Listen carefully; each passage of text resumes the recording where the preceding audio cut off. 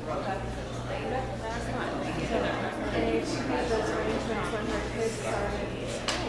evening. I'm Dr. Course, academic dean here at Rockford Lutheran. I'm glad to see everyone here tonight and take an opportunity to come in and learn a little bit about the financial aid side of the college planning process. This is actually our first of a number of these sorts of meetings that we have over the course of the year. We'll have another one coming up for seniors in just a few weeks, so keep your eye out for that one. But this one deals specifically with the financial aid side of things, and we have the timing set up because of the fact that there are some paperwork deadlines that come here the 1st of October. We want to make sure that you're prepared. Joining me tonight is Claudia, who is our Rock Valley rep for our students here. She's going to be available to answer some questions and interject some information that she's familiar with as we go through the process as well. So I want to make sure everybody had a chance to sign in over there and pick up the handouts and that sort of thing. There are a lot of things we're going to be referring to as we go through the program tonight. And it's a lot, covers a lot of different bases, a lot of different topics. So just encourage you to grab it. Before we get started, let's take a look at prayer. Heavenly Father, it's exciting to be at the point in which we share with these parents and students tonight. It's exciting to see where you've brought them in their growth and their maturity and their plans. And as we take this next important step for their future, Lord, we need your wisdom, your direction, and your guidance for what that step will look like. Help us, God, to be good stewards. Help us to make good plans. Help us to be wise as we pursue the opportunities that are out there for our students. So that all the doors that need to be available to them will be there, will be open, and they will be able to pursue the plans and the goals and the purposes that you have for them in their lives. Guide us this night that we can come away knowing that you're in control of this process and you will guide us to accomplish the things that you laid out to show people in their lives. In your name. Okay, so we're going to be talking about a lot of different things dealing with the cost of college education and the future and different opportunities and different ways of finance that and so on. But we're going to start out with understanding, why we're here. We're here because there's a huge value to what we're trying to accomplish. There's a huge value to this college experience, and it's an investment. Yes, it's very expensive, but it is an investment in a very significant future for your students, not only in terms of the income opportunities that it avails, but also just the employment opportunities that are available for students. And obviously, there's a wide range of interests and expectations here and abilities and that sort of thing. God's made us all different and given us different passions, different talents, and we're going to pursue those in all sorts of different directions. But we know that the plans that we make in terms of preparing ourselves for the future that He's called us to are important. And that includes education and training, and so that's what we're going to talk about tonight. These are the different aspects of aid that we'll be talking about, and each one of them are unique in their own way, and they cover a lot of different areas. But I want you to think not only about the topics that we'll be talking about, but the questions that we're here to answer. So as you take a look at these, I want you to think a little bit as well. There's some other questions that you have. Certainly want you to feel that you can interject and raise a hand, ask a question as we're moving through things and that sort of thing. We've got a lot of content to cover, and I want to make sure that everybody comes away with information that's helpful to them. But in order for that to happen, please feel free to let me know what sort of questions that you have. That's the gist of where we're going with our time together tonight. Okay, so as we talk about this, first of all, what is financial aid? Recognize that it comes in a number of different fashions. First of all, there are things that, breaking it down into kind of two categories. What don't I have to pay back, and what do I have to pay back? Okay, grants and scholarships, you don't have to pay back. Work study is just what it is. It's basically a campus-type job, that sort of thing. You use that income to help to pay for college expenses. Grants and scholarships are funds that you don't have to pay back. Loans, obviously, you do. So the goal here tonight is, okay, so what can we do to maximize the opportunity we have to accomplish grants and scholarships and those sorts of things, as well as, if needed, accomplish the most cost-effective means of loans so that we can accomplish what we want to and get the education we're looking for as well. So let's start with federal student aid, and I'll talk a little bit as we go on about why we're starting with that. But the federal student aid program is really where colleges are going to require you to begin, and there's a real simple reason for that. Colleges obviously want to use as many funds and as much capacity that they have to bring the students that they're most interested in getting to their school. However, in order to accomplish that from their perspective, they'd like to use as much of somebody else's money to help accomplish that as they can. And so they're always going to require that you've got to start by filling out the aid, the FAFSA pre-application for federal student aid form first, because they're first going to want to know how much money can you get from the federal government before we as a college or university have to decide how much we need to add on top of that in order to make their program work and so on. So that aspect of it from their standpoint is always going to start from, let's take a look at what the federal government's going to be willing to do first, let's take a look at what other aid are available to the state and those sorts of things, and then they'll typically want to talk about, okay, now here's what our institution can do for you as well. So these are the things that we need to consider as we're talking about getting federal student aid.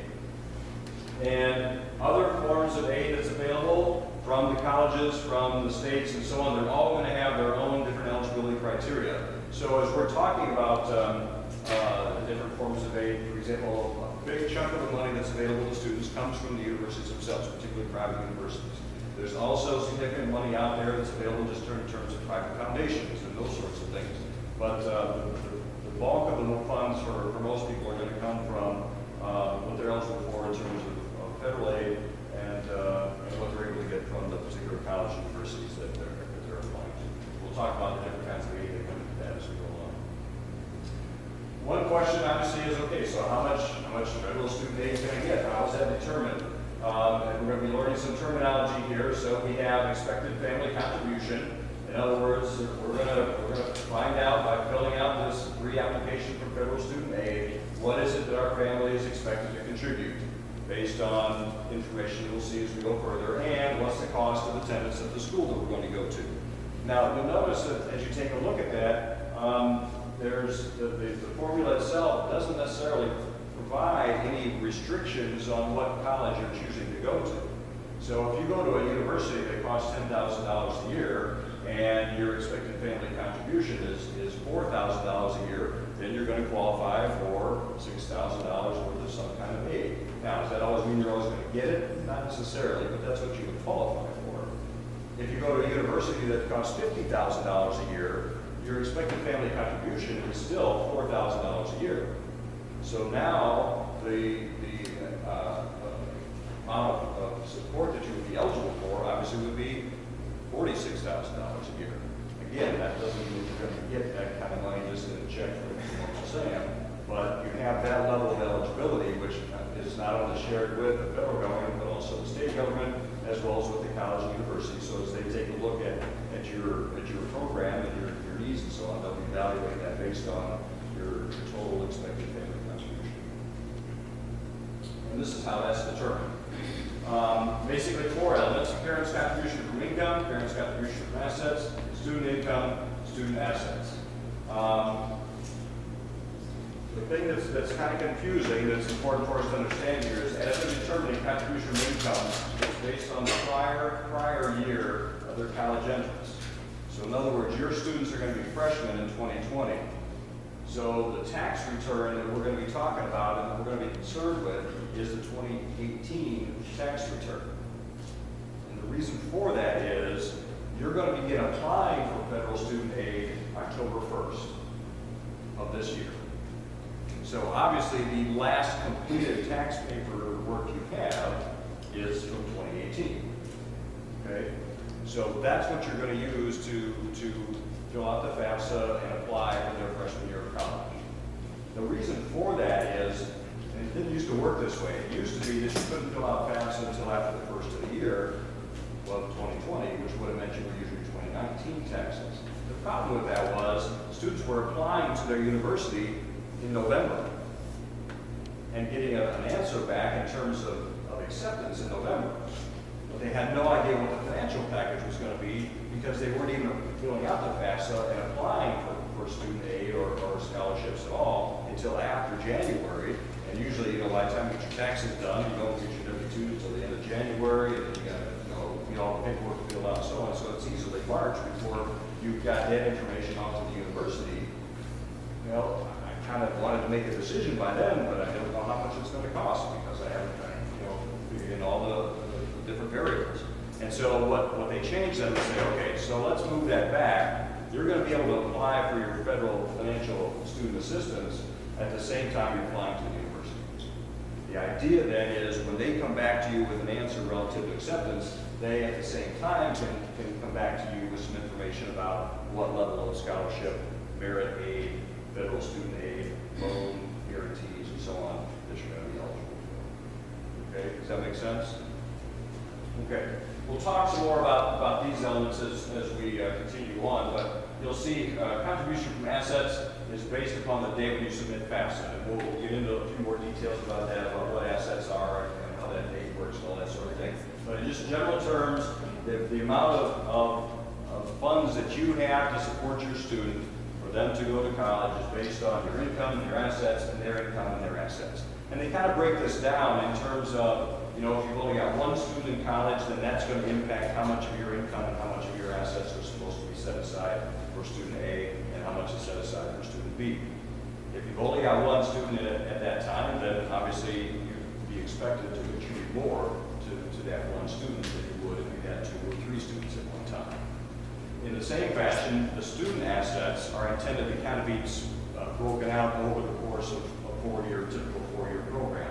So they're not expecting, for example, that if the student's got a few $1,000s sitting in a savings account, that they're gonna pull that out all their freshman year and then have nothing the next 2 years. They do it on a proportional basis based upon the expected four-year type of program.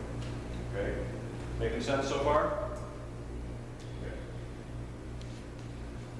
So again, the formula then is, what is the cost of tuition, which includes everything, fees, room, board, transportation, books, and they just use some general basic figures for transportation and so on. They're not going to ask you, you know, how much is it going to cost to drive to your 4 schools that you're considering, that sort of thing. They just factor in just average numbers and so on. Minus your expected family contribution, and that's your financial need. And again, you know, your financial need is going to be dependent upon how expensive is the university that you're planning to go to.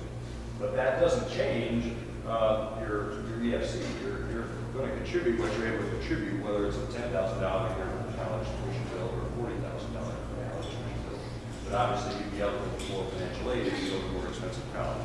One of the things I want you to kind of keep in mind as we go through this process is that, you know, some people come into this thinking, you know, we spent all these years paying tuition to go to Rockford Lutheran, there's no way we're going to be able to afford to go to a private university. Not true. Okay? We're going to take a look at why, but let me just start by saying it's really absolutely not true. And one of the reasons has to do with how this is determined here, with the amount of aid that you're eligible for is dependent on how expensive the school is that you're going to be. Okay? All right.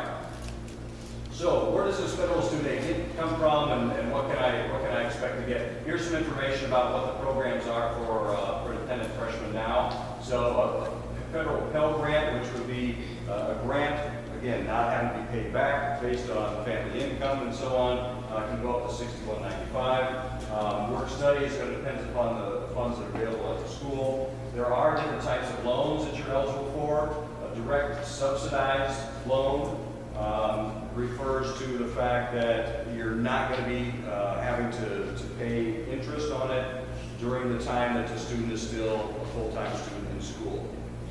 Okay, so you don't accumulate any interest as long as they're in school. Once they're out of school and everything's over, they graduate, got the degree, then after a certain time frame, they get a little bit of a lag period to get a job and then get moved in and get settled somewhere and so on. And then they have to start the repayment plan, and then that's when the interest starts to kick in. Unsubsidized loans are federal loans, and so there's some guarantees to that, and some, you know, you're eligible for it regardless of other assets and so on. They're not going to do a full credit check to determine where you're at with these federal loans, either subsidized or unsubsidized. You're just eligible for it because of your income. But those start accumulating interest soon. So that's basically the first one. So obviously, you want the subsidized versus the unsubsidized. But then there's also a plus loan for parents, and you're eligible for, you know, whatever your cost of attendance is minus the other aid you've received. So you can get a plus loan for a pretty big chunk of money if you're going to a really expensive school. You know, it's going to add up pretty quick and that sort of thing. So you're going to want to take that into account as you're considering that. But that's going to be an option for you. We'll talk about that a little more as we go on as well. I'm going to be showing a lot of URL links here and so on. First of all, let me mention we are recording the program tonight, so because I've already got people that have said I can't be there tonight, so how can we get the information? So we're going to record it and post it on the school website. We're also going to post a PowerPoint, so all those URLs and everything will be there for you just to pull off our website. You don't have to worry about having to take a lot of notes tonight, all that sort of thing. I'll also be showing you a little bit about where some things are on our school website as well. So as we're taking a look at, okay, so depending on what school I go to and that sort of thing, how can I get an estimate ahead of time of how much federal aid I'm going to qualify for? There is something called the FAFSA forecaster, and this kind of shows you a little bit about how to get to it. You can go in ahead of time, throw in some of the major numbers that they're going to want to know, and they'll give you a ballpark figure of what you're going to be eligible for, either in terms of Pell Grants, in terms of subsidized loans, in terms of unsubsidized loans, etc. Okay, so there's some information there about how to find it, and we'll talk about that a little later as well. How much state, school, and private scholarship money can I get? Well, first of all, let's talk about the state aid. Interestingly enough, Illinois is rather generous, really, in terms of state aid to students going to college. However, it's limited to students that go to college in Illinois. And that can be great if you're interested in going to school in Illinois. Unfortunately, Illinois still ranks as one of the top states in the nation in terms of brain drain. More people leave the state of Illinois to go to college than most any other college in the country, and many of them then don't come back. So this is kind of the state of Illinois' attempt to try to remedy that, but not sure it totally balances out some other issues as we compare ourselves to other states, particularly here in the Midwest. Your college financial aid offices are going to be very key people for you to connect with as you're taking a look at different school opportunities. The colleges, as I mentioned, have a pretty sizable chunk of money in most cases to share with students based on merit. We're going to be talking about that when we done with the federal student aid component here. But those folks are going to be important for you to talk to for a lot of reasons. But they are really the doorkeepers to the funds that are available to you from the university. Okay. So that's, in order to answer that question about other school funds and so on, you're going to need to talk to the financial aid officers at your schools and districts. Okay, so how do we apply? We're going to talk about first filling out the FAFSA form, which, as I mentioned, is pretty much a requirement everywhere because schools want to make sure you get all your money that you're eligible for from the federal government first. The MAP grant from the state of Illinois is automatic if you, oops, I got a technical there, sorry about that. If you submit FAFSA and you indicate that you're interested in going to an Illinois school. Now, let me mention to you something here that's going to be very important as you're going through this process. You're going to fill out the FAFSA in hopefully sometime in October. We highly recommend that you do that sometime in October. Okay? Your student, in most cases, your students are most likely not going to be certain at that point what school you're going to go to. All right? I would strongly recommend that even if you're not really thinking about going to an Illinois school, if you've got one that's a remote possibility, go ahead and put it on your FAFSA when you turn that in, because they're going to ask you what schools are you interested in going to. That's who they're going to send your information to. Okay, when FAFSA gets done factoring everything out, they're going to send it to the colleges you want to go to. Kind of like when you do the ACT and they send your scores to the college, you can tell them, okay, FAFSA does the same sort of thing. If an Illinois school is on that list, that gets you in line for MAP money. Okay? If you don't put an Illinois school on there, then you're not in line for MAP money. Now, the thing that happens with MAP money is as kids continue to apply for it and continue to apply and apply and apply, eventually it runs out. Okay? So if you want to get in line before it runs out, another really good reason for making sure you're doing this in October and not waiting until November, December, January, that sort of thing. But you do want to make sure you put at least one Illinois school on there, because even if you don't go to that school, if you go to another Illinois school, you're still in line for the MAP money. Okay, it's like that literally gets you in line, and you just need to decide what school you're actually going to by the time you get to the window. Okay, but at that point you can change your mind, but when you get to the window, you're still okay because you got in line. Okay, does that make sense? Okay. And again, you're going to want to contact the financial aid officers at your school, and we're going to have a lot of other resources for you that I'm going to show you that's available on our school website and so on. A lot of foundations, actually really blessed here in Rockford. We have the Northern Illinois Community Foundation that gives this like 3-county area. Okay, so you're not competing against thousands of people for that scholarship money. You might not even be competing against dozens. And so every year we've got kids that get thousands of dollars from the Illinois Community Foundation. The nice thing about it is it's kind of, you fill out one, okay, it's a fairly lengthy application, there's a lot of stuff to it, but you fill it out once, and you literally can apply for hundreds of scholarships with that one application.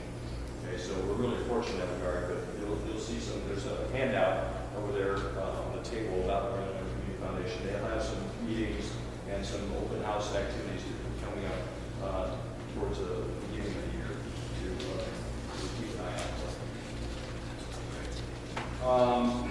So, getting back to the actual application process, the application process then for FAFSA. One of the first things you have to do is get something that's called a FAFSA ID. Okay, you as the parent need one, you as the student need one. Okay, so you're going to want to do that first because there's a little bit of time that's involved in getting that ID, and you need the ID before you can actually hit the submit button on FAFSA. So start with that, get that done ahead of time. There's some information about where to find it. They kind of hid it on the website. I'm not sure what they were doing last year. It was nice and fun. Now you got to kind of think for it, but it's there. And you can gather the documents then that you need to apply ahead of time because it is an online process. Now, one of the things that you can do, it mentions here, is they have a site that you can go through, and there's a kind of graphic that you can work with there to pull your information together, or you can go to their FAFSA on the web worksheet and prepare up your answers, and that's what that is, which is also right here. That's one of the things you should have picked up as you went through the line tonight. So this basically is a hard copy of the basic elements of the FAFSA process. So I would suggest you sit down, fill this stuff out ahead of time, and then go on and start filling out the form online, and you'll just have to copy the numbers over from one place to the other, and you'll be all set. Okay? So on or soon after October 1st, you're going to want to meet those deadlines. We talked about issues. The state deadline for when the MAP money runs out really fluctuates from year to year, depending on how much money there is and how many applicants there are and that sort of thing. I always just tell kids, you know, it's open in October. If you're in line in October, you know you're at the front of the line. If you wait to fill this out over Thanksgiving or Christmas, you're not at the front of the line anymore. And the key thing is recognizing that that story is the same, not only for FAFSA and not only for MAP, it's also the same for your application to your university that you're interested in. Okay? So, for example, Marquette was in here a week or so ago, all right? They've got 2,000 freshman seats open. They're going to have 16,000 applicants. Okay? They're going to be well through the process of filling all those seats early December. Okay? Now, they have a rolling admission, which means you can apply after that, but let's be practical and think if you want to be applying when they have the most seats open, you're going to want to be applying soon. Okay? The same thing goes for the scholarship money, because when they are sending back those letters of acceptance to those students in November and December, they're also going to be letting them know, because they've already filled out their FAFSA, they're also going to be letting them know this is how much merit aid we're willing to offer you as a student, over and above what we know you're getting from FAFSA, over and above what we know you're getting from, you know, direct subsidized student loans, that sort of thing. This is the merit aid that we're willing to offer you because we really want you to come to our school. Well, if you're not come in line for that until April or March even, they've already promised most of their money to somebody else. So you don't want to be waiting. Again, you want to be at the front of the line. So the timing here is really key, not only for FAFSA, not only for MAP, but also for the funds that are going to be available to you from the college or university that you're interested in. Okay? All sorts of places on here that you can go to get assistance with FAFSA. We're going to be, there's information there that you saw from ISAC, and I've got one of those cards up here with me. Claudia's got them over on her table too. It's a green card. It's got a bunch of text numbers on the back and everything. You can literally just text ISAC, which is Illinois Student Assistance Commission, your information or your question, and they'll text you back. Okay, so thanks. It looks like one of these. They've literally got a text number here for the 815 area code, so you text to there, and they'll text you back an answer. They've gone through some transitions. They've got a new rep that's going to be serving us this year, and they weren't able to be here tonight. Sometimes I've had them here. I'm going to have them here for some of our other events coming up later on this year, so keep your eyes open for that. But ISAC, Illinois Student Assistance Commission, is very helpful when it comes to answering questions dealing with issues about FAFSA. So there are a lot of places that you can go and get assistance with that. One of the things that you should have received in some of your emails that I got from me was also information about the college fair at Rock Valley on October 2nd. Claudia, I don't know if you know for sure, but in the past they've had a FAFSA session going on during the fair. We will have one that night, and then we will also have additional FAFSA nights at Rock Valley. And then just keep in mind that we are a community college, so your student doesn't necessarily have to have committed to Rock Valley.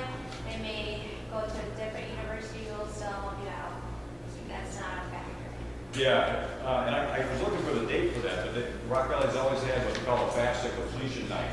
And they'll just have a staff of people there for a whole evening, and you just come in with your paperwork and your questions, and they'll just help you out with that. I couldn't find a date for it on the website. So. I'll email you. Yeah, that'd be great. I can get it out. Thank you. Okay, so just going through some basics. Make sure that when you get to the end and you push the final submit button, you should get a confirmation page that says it's been submitted. Then make sure you log out. One of the things that's really cool, this is a really important tip. A few years back, they really wised up and said, you know, with the FAFSA, we're basically requiring people to take a bunch of their tax information and put it on this FAFSA and then submit it to the government. Well, let's think about that. The government's already got that data, right? It's a different arm of the government that has it. It's called the IRS. Okay, so they came up with what's called the IRS data retrieval tool. So as you're going through the process, you're going to enter your demographic information, and then there's going to be a place where they just ask you the question, do you want to use the IRS data retrieval tool? In most cases, you're going to want to say yes, because it really means is you click on something, it takes you to the IRS, and you log into your account there, and they basically ask, is it okay if we send your tax information to FAFSA? And you'll say yes, and then it just transfers from one government building to another, is essentially what happens electronically, okay? But what that means is that all the proper information that you need from your tax forms gets plugged into the right boxes on FAFSA, because otherwise that's a really messy thing to try to figure out, okay? So that is something that in most cases, I'm sure you're going to want to take advantage of, is that data retrieval tool, and there's some information you can some information about that there. Okay. All right. Number 4 step. So then you watch for a response by email confirming if FAFSA was processed, and you're allowed to log back in and check your FAFSA and update and change things if you need to. Okay, nothing wrong with that. They're, could change your results, and they'll just update your results, and they'll continue to send that out to your schools and all that kind of thing. But you can update the information there and go back and correct things in that if you need to. Something that, and then the next step is you're going to want to watch for confirmation from your schools that you're working with, that you're applying to, that they've received your FAFSA information, and then they'll provide you with the information in terms of what kind of package they're going to offer you in their school based on your information. One of the things I want to mention here about the correction and some of those sorts of things, each university is going to have some people at their university that are allowed to kind of get into the back door of your FAFSA if you want them to, and kind of tweak some things for you. The helpful thing about that is they're going to be able to look at your FAFSA, and they're going to be able to say, if this has changed a little bit here, we should probably update that number, because then that means you're going to be eligible for something else over here, stuff that they know about that we as lay people aren't going to know and understand. Okay, so that person at your college and university that you're working with, particularly after you've selected the schools you want to go to, is going to be really helpful for you to talk to. And in my case, I know I had 4 kids that went through that process, so I spent, the better part of 10 years filling out FAFSAs. It was very helpful for me to connect with that person because it usually saved me money in the end run. So that it's a person in their financial aid office. Every university has one that's allowed to go in, and it's kind of like their FAFSA office. Okay. All right. So then each school is going to get back to you and let you know what they're willing to offer. One of the forms I have back there is a scholarship comparison sheet where you can just list, look at 3 different schools. What are they offering you? What's the bottom line going to be based on differences in cost? Make sure you're including all the costs and that sort of thing as you're making comparisons. So you're going to want to do a little bit of that as you take a look at different options before you make your final decision on school. A couple of things I'll throw out there. Some students get concerned about, well, if I put down 10 schools that I'm interested in, is there going to be a problem that those schools know what other schools I'm applying to? And if they don't like that, are they going to not give me so much because they don't like I'm applying to this school or whatever? They don't see who else you apply to. They just get your information. They don't get who else you apply to, what other schools you're sending your FAFSA stuff to, so you don't have to worry about that. One of the things that we get a lot of questions about that kind of complicates things is as we're dealing with different family situations, the parent that the student lived with during most of the prior 12 months is the FAFSA parent. And if it means we have to sit down and count days in the calendar, then that's what they'll do. And the determination then is usually pretty significant because it's whoever they spent most of the year with. That's the income and the asset numbers that are used then on FAFSA. The other thing that's significant is if the FAFSA parent remarries, then the step-parent's income and assets are now considered part of that household, and therefore those are included as eligible for contribution to that student's college experience as well. Okay? Just some information about how those situations work. Okay. A couple other things I'll mention too, just so you kind of have an idea of how the FAFSA process works. Your home assets are not counted in FAFSA. Okay, so FAFSA does not expect you to have to sell your house to send your kid to college. Okay, they can do that. But the same with retirement assets. So, some of what you might want to be thinking about here is, okay, so if I have money sitting in this bucket over here, it's now part of my assets in FAFSA. But if I change that to my IRA, now it's not part of my assets in FAFSA. Right? So, if you're thinking about, your retirement planning and that sort of thing, this might be a good time to make some of those moves because whatever's in your retirement plan is not in the FAFSA picture at all. Okay. In your cash assets that are part of your FAFSA information that you have to submit, how much money you have in your savings account, how much money you have in your checking account, those sorts of things, they have a list of other things, and so on. It's whatever it is when you hit the submit button the first time. Okay, that's the number that locks in because we know, balances in those accounts change obviously on a pretty regular basis. So, it might not be a bad idea if you got some bills coming up to pay that kind of stuff ahead just before you hit the submit button, so those numbers aren't as big as they otherwise would be. Okay, it just seems prudent, right?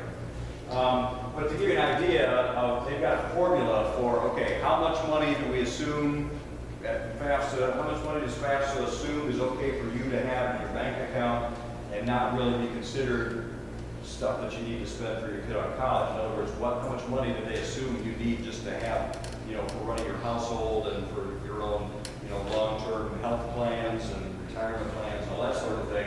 And I just picked okay, if you're 45, they're going to take about 17,000 of savings assets and just protect that and say that doesn't become part of what we expect you to spend on your kid for college. Anything above 17,000 is fair game. And that's the amount that we say, okay, we're going to give you that over the next 4 years, and those are the assets we expect you to spend, that kind of. Okay? And that number there raises as you get older, because you're getting closer to retirement process. Okay? Something else I'll throw in here too. We talked about direct plus loan, which the eligibility for that is based upon what your estimated family contribution is, and so on. I found that that's not always best deal for loans, okay? This is the current rate that it's going at, and then there's a loan fee on top of that. You got a pretty good credit score, you can probably get a better rate someplace else, the same, okay? And this was the university review for special circumstances and so on. That's the person I was talking about at each university that's got somebody that can do that backdoor FAFSA review process for you. Okay? All right, one of the things that really is something that's important for us to talk about has to do with merit aid. Okay, this is a totally different scenario. We're shifting here to a totally different page of the scene. Everything we've talked about up to this point is basically need-based aid. It's based on needs that you have in family income and college expenses. Okay, that's FAFSA, that's MAP, that's direct unsubsidized student loans. Those are all need-based. Okay, another whole part of the picture here is merit aid. Merit aid is that whole realm of things that has to do with what has your student earned, merited, based on what they've done. And that can be all sorts of different things. And again, we were talking about this from our community foundation in here. But there's all sorts of information about what your student might merit based on grades first. Okay, we hear lots of exciting stuff about athletic scholarships, and I had 4 kids that went to school, 3 of them had partial scholarship for athletics, so it's not like I'm against that or anything.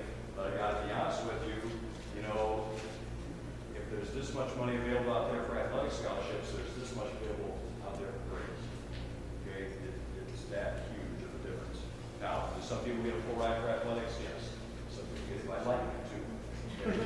So it happens, but it's not going to happen to all of us. It's not going to happen to many of us. However, the aid that's available there for students because of their GPA and their ACT and the fact that they're a musician, the fact that they're in drama, the fact that they're in a lot of other activities and so on, colleges are looking for those sorts of things. Okay? Colleges are looking for well-rounded students that they know are going to really get engaged with their university. We'll talk about that a little more at the other senior night if we do. But the point being, there's a lot of opportunity out there for students based on their experiences, their talents, their abilities, and the gifts that God's given them. Okay? So don't overlook that. Again, with 4 kids, I had 3 that also had music scholarships. Okay? And I can't play a trumpet to beat anything. But one of my kids picked up an old trumpet from somebody who graduated from here and said, here, we don't want this anymore, just take it for free. And he took lessons from Mr. Schmidt, took his band class and so on from him and that sort of thing. And Valparaiso University paid him $5,000 a year to be in their band.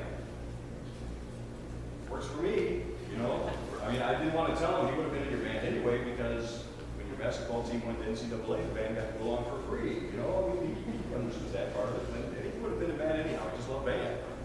But it's $20,000. It didn't have to be paid, didn't have to be borrowed, just because he wanted to be in band. So a lot of those opportunities out there.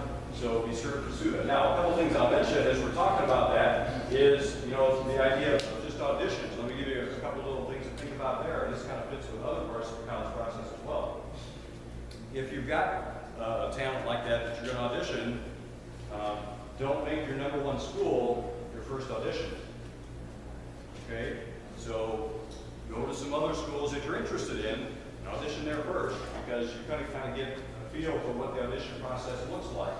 Then go to your school that you're most interested in, the 3rd or 4th audition down the line.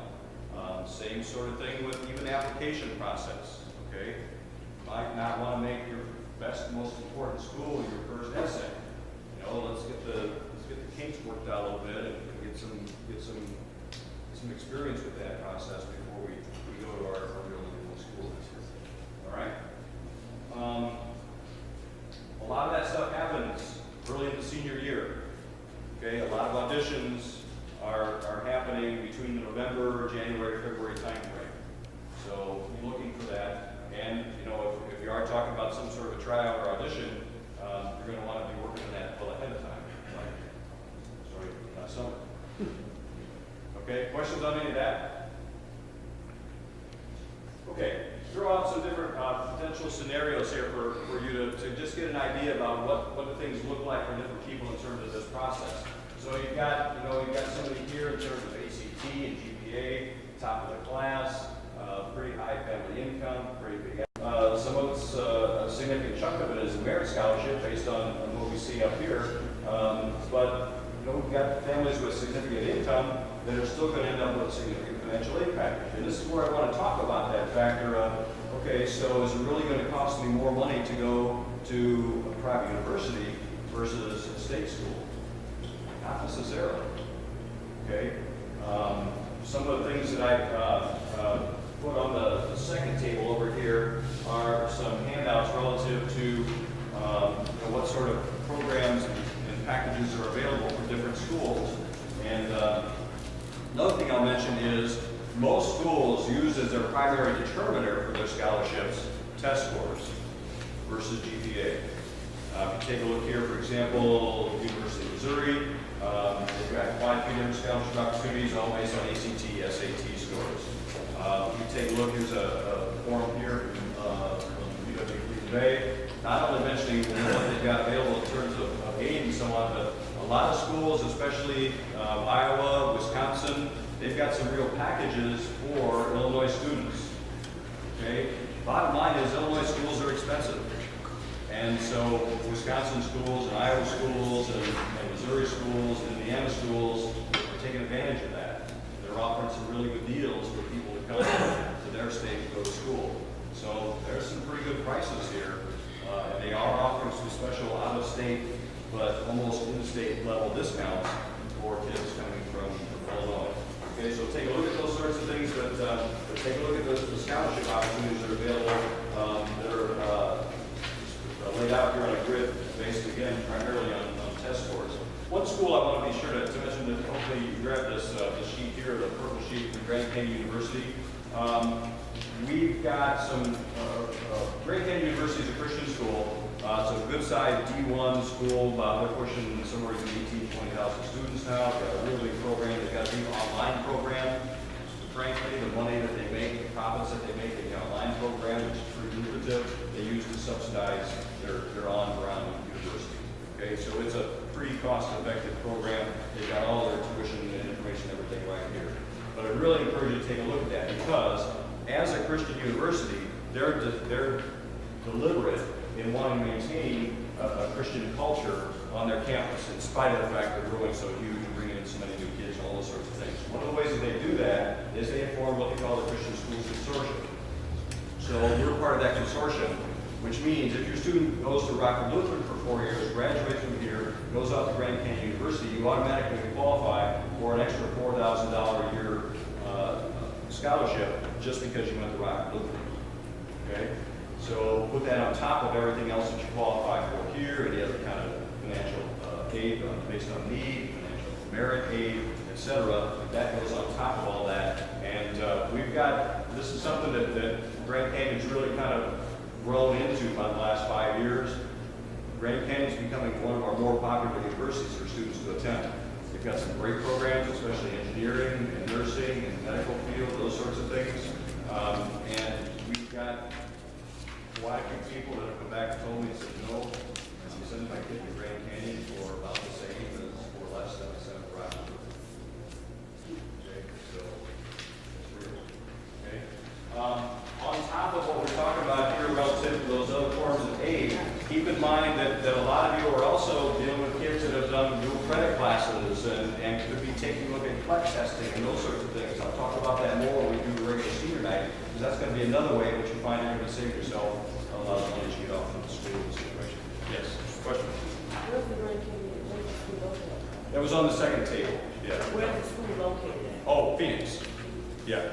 Yeah, and if you're interested, if your students are interested, they'll fly them out there for a weekend for free, see the campus, go to classes, visit, fly them back, no problems.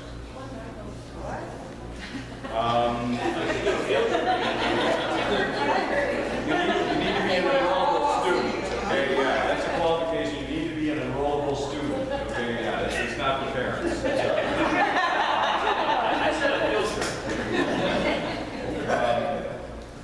They have it's a kind of a rolling schedule based on how many they have interested at the time, that sort of thing, but it's at least monthly that they've got somebody going out there again. Our Grand Canyon rep was just here a few weeks ago, but I can get you that information and get it to your students. They're not hard to contact. Okay. All right, let's take a look at a couple different scenarios here. Here you see a much different family income situation, much different asset situation, and you still see, look at the size of the aid package. Then obviously the student is going to a pretty expensive school, but able to do that now. Yeah, there's more loans involved, but there's a lot of other need-based grants and some significant merit scholarships there too. Okay, so every family situation is different. Income level and so on is only part of the picture. But again, don't count out the idea of going to a quality private school. Another situation here, fairly modest family contribution, fairly significant financial aid package. Okay, and decent GPA, etc., but certainly not exceptional. Does FAFSA tell you what your expected family contributions? Yes. And how soon after you apply? Typically, it'll come like right away. Okay, so it's an algorithm that colleges. Yep. Yep. Okay, again here, different kind of scenario. Again, that's a very, for a school like ours, that's a pretty average ACT score. So, you just got a lot of different scenarios, a lot of different people. So don't count any of these apples and downs. See that? This is just a picture that kind of helps us see that, okay, the biggest chunk of money, and Augustine's a great school, not pushing one school over another, it's just they everybody has traffic for this. But you see the amount of money that comes from Augustana versus what comes from every place else. So that's not all that unusual with private universities. Okay, that's how private universities get the students that they want to have. They use their own funds to accomplish that. Okay. A couple of things I want to mention as we're comparing different school opportunities and that sort of thing. And this gets back to that issue of, okay, don't count a private school out just because you don't think they're ever going to be able to afford it. Because that's really not true. There's some other things to look at here in terms of, 79% of the students that go to a private school have been found to complete that program in 4 years versus 49% in a public school. Okay, so now you've got not only an extra year of tuition that you're paying here, but you've also got a year of lost income. And so, the difference in cost between those two experiences all of a sudden is not quite as significant as it was when you really consider all the factors involved. And these figures are from just the statistical research. It's just the bottom line that people find as they do that analysis. The other thing I want to mention, and this is a study that I do have available. We've done some rebuilding of our website, and we're a little behind on some things. So I'm trying to get everything caught up and posted for you as soon as possible, but I'm not sure this is back up there. There was an organization years back that did a comparison between Lutheran universities and state flagship schools. So flagship schools, we're talking about like Urbana-Champaign and Utica-Madison and those sorts of places. And it really, they studied Lutheran universities, but it was really comparing private universities versus public universities for the most part. It's really what the results can be interpreted as. And these were some of the differences that they found. And the statistical evidence is there. I can get into that. I've got a little bit more for it than we do on the other night, the next senior night that we do. But as I mentioned, this sort of thing, I think of it also in terms of, think about the reasons why you decided to send your child to Rockford Lutheran. And there's probably some similar thoughts there as what you're seeing in that list. And think about, okay, so if I'm here because, the spiritual life of it is important to me, then, okay, that's still important. And if they're here because the personal relationship they can have with teachers is important to me, that's still important to me. And the kind of relationship and bond that they can have in a community of kids at a school, if that's important to me, that's still important to me. So think about that as again, you're making a comparison in relationship to the schools you might want to attend. We're blessed with a lot of great schools, a lot of great universities, especially here just in the Midwest.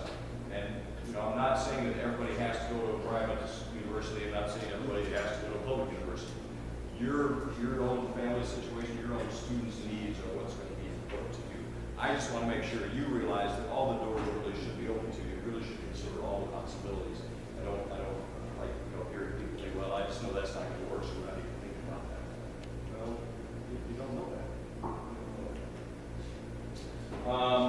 Some other comparisons that were made there, again, relative to relationships with teachers and just differences in experiences that kids have relative to the culture of the school. One of the things I've been talking to your students about, and you kids remember I've said this before, think you want to visit that school that you're interested in because the culture of that's going to be so important. That experience that you have with the culture of that school is going to be one of the key determining factors whether or not you decide to go there. So make sure you experience that and realize, the culture of these different schools can be vastly different. So that's why it's important for you to experience that. Yeah, you don't have to go to one or the other. You can go to the one that works best for you, but be sure to experience that. Don't count anything out. A couple other things I'll throw in there, and I know a lot of people are sitting out, might be a little bit late. You're talking to senior parents about a 529 plan. Well, okay, so you might want to think about it for your grandkids or something. I don't know. But some of you might still have kids at the academy too. So there's opportunity for that sort of thing to happen. But this is a way to get some breaks on tuition and just different investment tools that you can use. They're going to help you in terms of planning for a big picture. If you hear about the CSS financial aid profile, it's kind of like a FAFSA, but it's for usually a more select group of private universities. Okay, so if you hear that term, I just didn't want you to leave here and not hear that there is something out there other than FAFSA. It's more of a private process. It's a little bit more elaborate. Most schools don't require it, but in case you run into one that does, at least you would have heard about it. Also want to mention too, make sure you talk to your tax preparers about your student and their college situation, that sort of thing, because there are some fairly significant tax breaks for people that have kids going to college. So certainly want to make sure that everybody takes advantage of that. And I'm not sure that every tax preparer is asking those questions or is familiar with that. So just throw it out there so that you're certain that you're familiar with it. Some places you can get some more information. Again, this is going to be posted for you on our school website, so you'll be able to take a look at it. Again, I mentioned the RBC FAFSA completion night. I also wanted to make sure that just to give you a glance at, this is a page that's available to you on the school website under Counselor's Corner. Okay, so you see there's lots of sites there. Some of them are for scholarship information. Some of them are for the FAFSA. You can see the FAFSA.gov site is there. The FAFSA forecaster is there. And then a lot of different sites that you can go to and apply for scholarships. Going Mary is kind of a cool thing. It's kind of like you fill out one application and they apply it to like hundreds of different foundations around the country that have scholarships that are available and that sort of thing. So I wanted to give Claudia a chance to speak a little bit further and for you guys just to ask questions as well. So question? I got a question on 529. Is that how few are already earmarked for tuition in school? They're counting that already? How are they categorized that? It's a good question that I don't know. I'll find that out. That's a good question. Is there a form for students' college lists, or is that just their personal list? Just their personal list. Yeah. Whatever their personal list is, would be what you would put on FAFSA. Yeah, whatever schools they're thinking about. Just so you know, I've been talking with them for the last couple of years saying you need to start putting together a list because when you're here in September as a senior, you need to start turning in applications. So I told them a year ago, this is junior year, this is your year, put together your list, these are my reach schools that I might be able to get to, these are my challenge schools, these are my automatic schools I'm going to get into, that sort of thing. So I've been telling them, yeah, you want to put together a list of 6, 8, 10, 12 schools that you're interested in, and then they shouldn't have spent the last few months whittling that list down. Now it's nothing wrong with applying to 6, 8, 10 schools today. That's fine because they've got from now until March to get information back, get financial aid packages back, and that sort of thing, continue to visit, maybe a second time, that sort of thing, and then make final decisions in the spring. mention, as we're getting ready to talk about Rock Valley, we're really blessed to have a school like Rock Valley in our community. It's a very good community college. The breadth of programs that they offer is really great. The opportunity they have for kids to dig into some things pretty deep in terms of the medical profession and engineering has really grown in just the last couple of years. So your students are fortunate to be able to take advantage of that. And Rock Valley is a perfect opportunity for a lot of kids, and that's a great thing. But one of the things that I always talk to our kids about before they go into it, I don't want to offend anybody this, but I'm just going to tell you what I tell the kids. It's okay. One of the biggest concerns I have about kids who go to Rock Valley is the fact that less than 10% of the students that go to a community college ever graduate with a 4-year degree. Now, to be fair, that's partly because a lot of the students that go to a community college are not going for a 4-year degree. So that's, they're not going with that intention. They don't need a 4-year degree for what they want to do. And, there's a lot of kids who go to Rock Valley and graduate with jobs in some very excellent skilled trades that get a lot more money than I do. That's okay, because when a car needs fixed, I want to be able to take it one day and get it fixed. But still, my concern is if you're a student that has an intent to go and get a 4-year degree, go to a 2-year college. I've seen kids get derailed and not get back on that track. That's my biggest concern. When you go to a school that everybody there is going for a 4-year degree, if you're kind of struggling with that, it's a whole lot easier to ride that wave because everybody here is going for a 4-year degree. I guess that should be me too. I'm going to get on that train and go along with it. That momentum is helpful for kids that kind of struggle with that. So that's something to think about, and if your kids are considering that as an option, it's a great option. But just keep in mind the statistics indicate that not too many make it quite to that 4-year course. But not everybody needs a 4-year degree. That's okay too. We'll talk about that a little more at the next senior night. So, Can I ask you a but question? Sure. I'm not sure with the ACT, SAT. In the past, I have witnessed other students that were able to get prep classes through you guys. Do you not have that? Do you have to? we have an online prep program that's available for students that we pay for as a school that students can do for free. And I've taught your students where that's at, how to find that, and I can connect with you on that too before you leave here tonight to make sure you know about that. That's what we offer. It was 4 or 5 years ago we had a prep class, and to be honest, a lot of students that wanted it couldn't get into their schedule and that sort of thing, and we just didn't find that it was really reaching out to our kids as well as we really wanted it to. And so that's why we're on the route of doing the online program. So that the scores change, or the scores feel that? There's so many other variables that come into play with that because each class is so different from year to year. We're not really able to get a valid comparison of did it work better if they did it this way or if they did it that way. What we do take a look at is the students individually. Have they worked on that program? Has that been helpful to them? Yes. That's some of that help in the fact that they've gotten older, they've got another semester or 2 of courses under their belt, and that can be part of it too. So it's a very hard thing to statistically evaluate in a valid fashion. But it is available there for kids, and it is free, so we encourage them to use that. The thing that you really find with that online or with any kind of test prep program, the reason that it works is because kids spend a lot of time on it. Okay, that's the real key.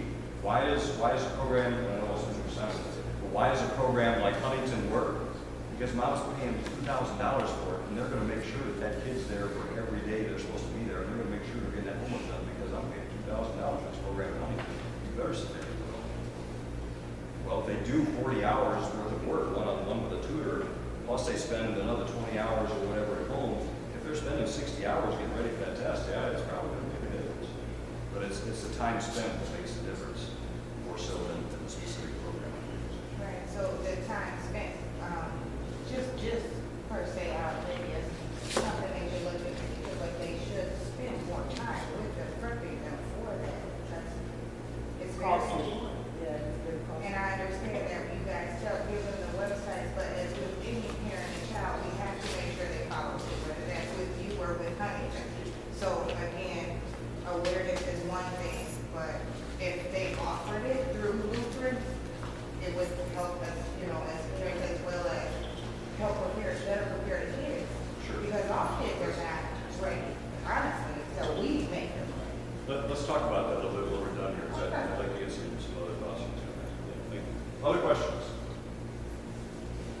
Buddy, go ahead and share Okay. a little bit of this. So, I don't know if you guys want to write this down. So October 8th and November 12th is the art village in the student center.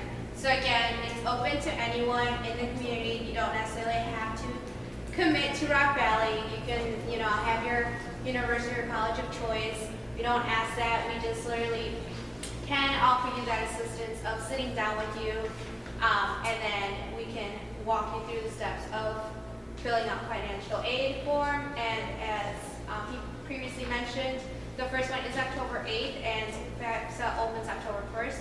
So you want to be one of those first people in line to possibly get some aid from our government. So again, hello, my name is Claudia Consuelos. I work for Rock Valley College. Just a little quick about myself. I did go to Rock Valley College my first 2 years of college, then I transferred to Illinois State University. High school, I went to a private Catholic high school in this area. I really don't like to mention it because I get certain looks from certain schools. But with that is that I do really, I think in my perspective, I see the value of going to private schools and the smaller communities. So going to Rock Valley directly after my high school career wasn't in my plans, but to me, it was probably the best decision I made. Again, I'm not going to go into a long story because I'm sure you guys all want to go home, but I was all set to go straight to a 4-year. Things just didn't work out. Whatever situation occurred to me, going to Rock Valley really did help me see what I wanted, and then it also helped me open up many opportunities because we're one of those community colleges that really does try to reflect a 4-year university. So me now as someone that came back but to work, it's great now that I go there, but now they pay me. I really do, I have a strong passion for it. Anytime a student comes to me, I am more than willing to help out. If I'm not the person that helps them out, I can guide them to be that, or to the person that will help them. I know maybe nobody in this room would want to send their students there or have interest in sending their students there, but I just want to present myself because we are a community college, as previously mentioned. We don't just offer help to our students, we offer help to the whole community. And then also, I have a lot of different students they absolutely do not want to go to community college, but then they go to a 4-year and then they kind of ask me for help because maybe that's not the best decision, or they're not sure what they want to do. They just want to take even just one semester at Rock Valley. I am literally here for any of your needs, your students. As a parent, I know going through the college process can be very difficult. I was first generation, so neither my parents nor I knew what the heck we were doing. But people that really helped us and answered questions were the reason that I enjoyed it so much, and I hope to do the same to you. And then I'm here to answer any questions. I do have contact information too. Again, doesn't mean like you're committing your students today, but it's good to know that, I'm here to help you in any way, shape, or form. Well, thanks again for coming tonight. I'm going to be around here to answer any other questions that you might have. And feel free to take a look at our website and be in touch. Make sure you pick up the handouts that are there. And thanks for being here. Blessings on your journey. Thank you. I have a question for you. One second, let me turn this on.